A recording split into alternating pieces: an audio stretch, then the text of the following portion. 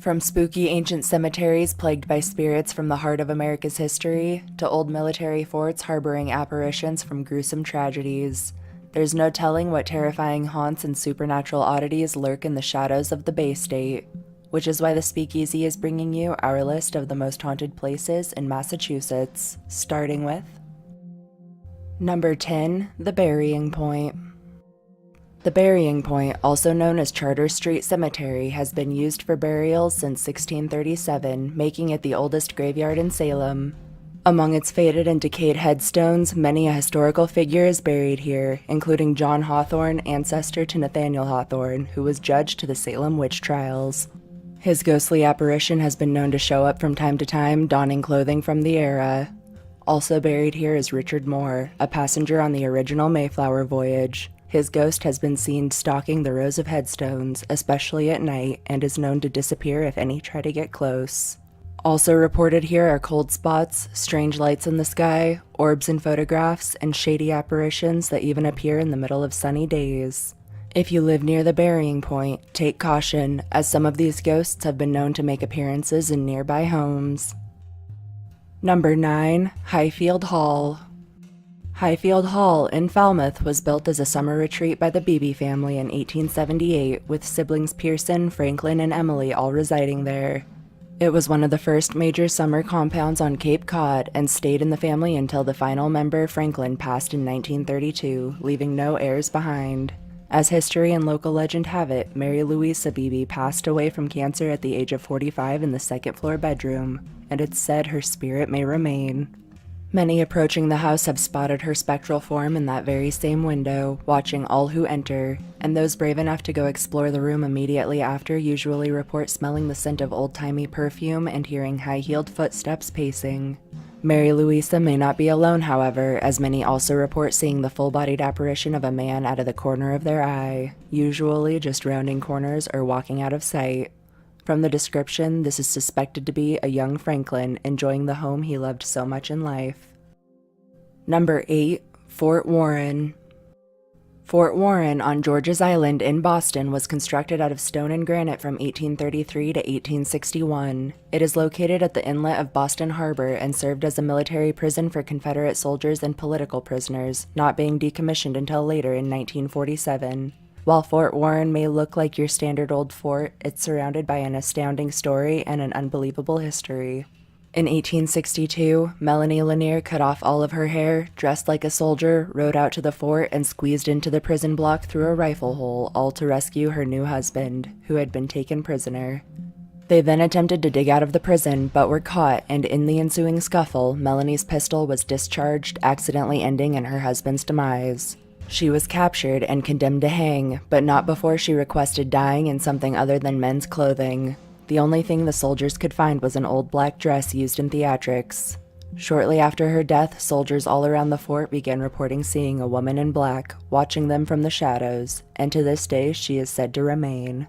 Many have reported seeing the woman in black wandering the halls, female whispers throughout the cell block, disembodied footsteps, and a feeling of being extremely unwelcome. Number 7, Orleans Waterfront Inn and Restaurant. Orleans Waterfront Inn and Restaurant in Orleans was built by Aaron Snow in 1875. It was later renovated and reopened in 1997. It's built quite a reputation among paranormal researchers throughout the years, and deservedly so. As local legend has it, this old building is haunted by no less than 3 different apparitions. The first is that of Hannah, a prostitute from the 1920s who was murdered in front of the inn while it was still a brothel. She is often seen standing around the same place in garb from the era. The second is that of Paul, a dishwasher at the inn in the 1970s who hung himself in the basement. He has been known to appear there often to any who have to venture downstairs, a melancholy look on his face, and on several occasions has sent unsuspecting staff and guests running in terror after appearing hanging from the very same place he died. The third apparition is that of Fred, a bartender from the 1950s who died in the cupola, also by way of hanging. Many have heard his familiar voice shout names and call orders from the other side. Also reported here are locked doors opening without explanation, candles lighting on their own, footsteps, strange sounds, muffled screams, and shadowy apparitions. When she's feeling especially frisky, Hannah has also been known to appear in various places around the premises, dancing completely naked. Number 6. The Hawthorne Hotel. The Hawthorne Hotel in Salem was built in 1925 on the site of the Old Salem Marine Society. Named for author Nathaniel Hawthorne, the site has grown in infamy among locals over the years. Several significant and recurrent paranormal happenings have been reported here, including doors opening and closing on their own, objects found in different locations than they were left, and guests constantly awoken by the feeling of someone sitting on the foot of their bed, or even touching them. Rooms 612, 628, and 325 are said to host the most activity and are usually booked pretty far out in advance. Those brave enough to stay the night in these rooms have reported the sounds of someone shuffling around the room at night, heavy footsteps, whispering, and even full-bodied apparitions. Sometimes in a disturbing state, lumbering through the dark. Also reported throughout the hotel is furniture rearranging overnight, lights turning on and off by themselves, and water faucets suddenly flicking to on. The sounds of a baby crying are commonly heard around room 325, and guests have been known to be touched by invisible hands here, as well as experience temperature drops so extreme they can literally see their own breath. Number 5. The Wayside Inn.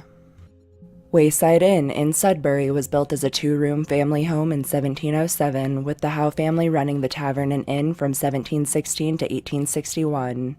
This makes it the oldest operating inn in the U.S. It was made famous by Henry Wadsworth Longfellow's book, Tales of a Wayside Inn, in 1863, and in 1923, Henry Ford purchased the property before selling it in 1945. The inn is said to be haunted by Jerusha Howe, sister to the last of the Howe heirs to own the inn. As local legend goes, she died in 1842 of a broken heart after her fiancé left her. Her spirit is most often seen in her old rooms, 9 and 10, where guests report the smell of perfume, the feeling of being watched, and even the horrifying sensation that someone is crawling under the sheets, trying to get in bed with them. Paranormal activity is not confined to just these rooms, however, as guests have reported creepy occurrences all over the premises, including phantom piano music, disembodied boot steps, and orbs in photographs. Those brave enough to wander from their rooms at night have reported a foggy apparition that appears even when it's clear, what are described as supernatural winds of extreme force on calm nights, and something dark that lurks high in the trees. Number 4. The Lizzie Borden Bed and Breakfast Museum. The Lizzie Borden Bed and Breakfast Museum in Fall River played home to Andrew Borden, his wife Abby, and daughters Emma and Lizzie between the years of 1874 and 1892. On August 4th of 1892, Abby was killed while cleaning the guest room by a single axe blow to the face and 19 more to the back of the head. When Andrew came home, Lizzie told him Abby had gone to help a sick friend. Andrew took a nap, and while sleeping, he was struck 11 times through his head and upper body. Lizzie was tried and acquitted for the murders, but remains the prime suspect. In 1996, this blood-soaked abode was turned into a bed and breakfast, and not long after, guests and staff began reporting some pretty spooky happenings, including disembodied footsteps, voices, and cries of pain. Authorities have even been called on several occasions in response to the brutal sounds of metal hacking at meat, coupled with screams so loud and real that all present believe there is an actual murder taking place. Andrew and Abby's ghosts are almost commonly seen here as well, going about their daily routines, seemingly enjoying the life that was taken from them. All attempts to communicate with them have been met in failure, and they seem utterly unaware of the living. Also reported here are cold spots on hot nights, shadowy figures on the walls, lights turning on and off by themselves, and the feeling of cold fingers that have been known to gently touch visitors on exposed skin. Number 3. The Hoosac Tunnel. Construction of the Hoosac Tunnel in North Adams started in 1851 and amidst delays finally officially concluded in 1875. This nearly 5-mile-long active railroad tunnel passes through the Hoosac Range, connecting Florida, Massachusetts to North Adams and also making it the longest active transportation tunnel east of the Rocky Mountains. There is no trespassing allowed at this haunt, with the tunnel being closely monitored by police, meaning you'll have to know the right people to check this one out. The tunnel is nicknamed the Bloody Pit due to the fact that 193 workers died here during construction, many from explosions, sickness, accidents, and at least one from murder. Reports of hauntings began before the tunnel was even completed and have continued to this very day, with workers and staff hearing the sounds of men screaming out in pain, seeing phantom-like figures wandering the surrounding area, and even ghostly miners on the mountainside. Also reported here are strange floating blue lights, shadowy figures walking the tracks, and the sounds and moans of souls trapped in the tunnel for all eternity. Many have reported seeing a strange yellow light resembling an old-fashioned oil lantern bobbing through the dark, and local legend says that several have entered the tunnel on a dare or bet, never to be heard from again. Number 2. Dogtown. The abandoned settlement of Dogtown on Cape Ann was originally known as the Common Settlement and was first established in 1693. The women here had men fighting the American Revolution, and the name Dogtown came from all of the dogs that they kept for protection. By the War of 1812, most of the farmers had moved away. It eventually diminished, and finally in 1930, the final resident was removed and taken to a nearby poorhouse. There's speculated to have been many deaths, murders, and overall nastiness throughout the many centuries here, so it's no wonder it easily made runner-up on our list.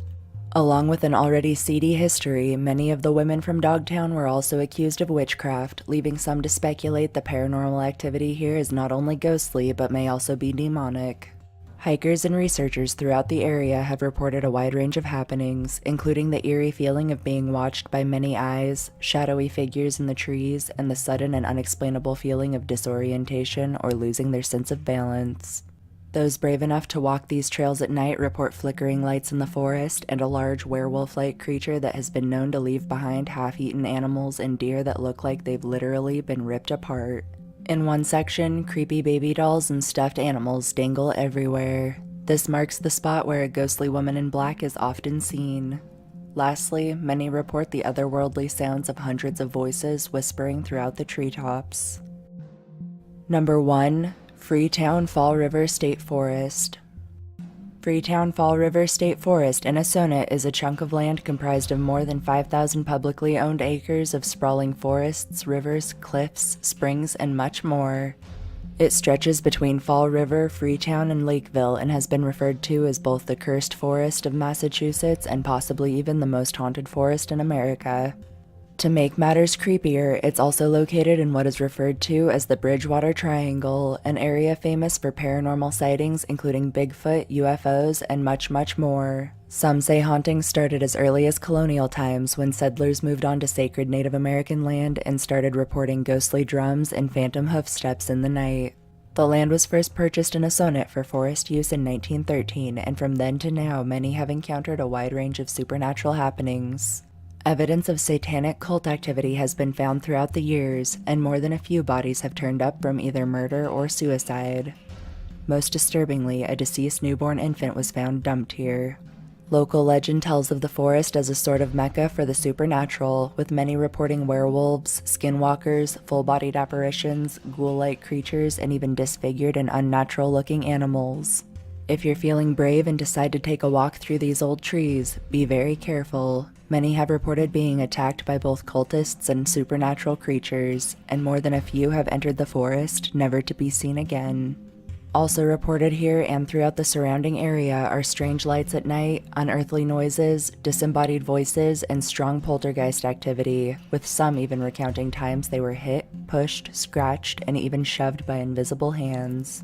With the overwhelming number of hauntings stemming from these wicked old woods, and the fact that they have led to actual physical injury and possibly even death, it's no wonder we chose Freetown Fall River State Forest as our pick for the most haunted place in Massachusetts. There you have it, those were our picks for the most haunted places in Massachusetts. If you enjoyed this video, don't forget to subscribe to our channel for more, click the like button down below, and share it with all of your friends. There's plenty more to come. Until next time.